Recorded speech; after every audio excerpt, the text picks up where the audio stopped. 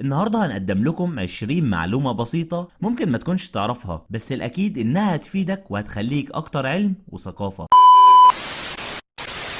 أضخم انفجار بركاني حصل في تاريخ البشرية كان سنة 1815 في جبل طنبورة في أندونيسيا، واستمر البركان في إخراج الحمم لمدة أسبوعين، وظهر بسببه طيف من الدخان غطت الكرة الأرضية بالكامل، وخلت سنة 1816 بدون صيف. طول رقبة الزرافة بيوصل لحوالي 6 أقدام، ومع الرغم من كده عدد العظام اللي في رقبتها فيها نفس عدد العظام اللي في رقبة الإنسان. الكرواسون موطنه الأصلي مش فرنسا زي ما احنا بنعتقد، بس الحقيقة هو بدايته كانت في النمسا في فيينا. في تهجي أرقام اللغة الإنجليزية مش هتقدر توصل للحرف A إلا بعد الوصول لرقم 1000. العلم الأمريكي الحالي يتضمن 50 نجمة، وهو في الأصل من تصميم شاب عنده 17 سنة كمشروع مدرسي، والطالب ده حصل على B-، ولما رئيس أمريكا اختار العلم ده اتعدلت وبقت A. فقط 2% من سكان العالم عندهم عيون خضراء، واللي عينهم بني بيكون خلفها لون أزرق، ويقدروا إن هم يعملوا جراحة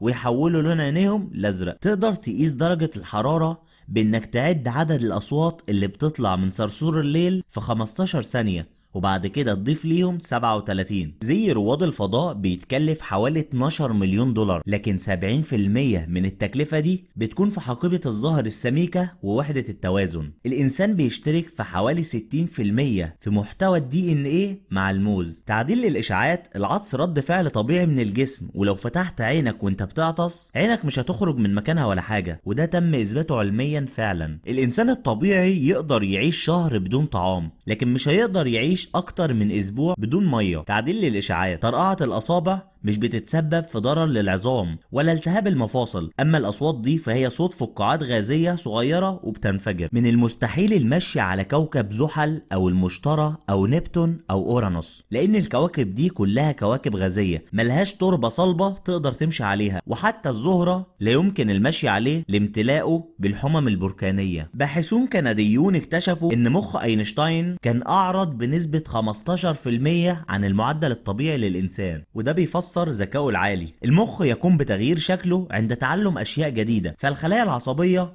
بتعمل روابط جديدة مع بعضها عشان تربط المعلومات مع بعض بشكل أسرع، وده بيفسر مخ أينشتاين أعرض ليه. العلماء اكتشفوا إن الديناصورات كانت تشبه في البنية الجسدية الحمام والنعام. الأنف تقدر إنها تميز أكتر من 50,000 رائحة مختلفة، أما الكلاب فتقدر تميز أكتر من 10,000 ضعف الرقم ده. الفرق بين الكتلة والوزن إن الكتلة ثابتة أينما كنت، اما الوزن بيتغير بتغير المكان. فلو كان وزنك على الارض 100 كيلو جرام فبيعادل 38 رطل على سطح المريخ. جامعة اوكسفورد اكبر عمر من امبراطورية اسيتك، حيث انها بدأت كمركز علمي عام 1249، اما امبراطورية اسيتك انشئت عام 1428. الولايات المتحدة بتصنع اكتر من مليار قلم رصاص، والكمية دي تكفي لإحاطة الأرض 9 مرات، وده لو رصيناها ورا بعض. ولأن الحكاية ملهاش نهاية، ما تنساش تتابعنا وتعمل لايك واعمل شير للفيديو. سلام.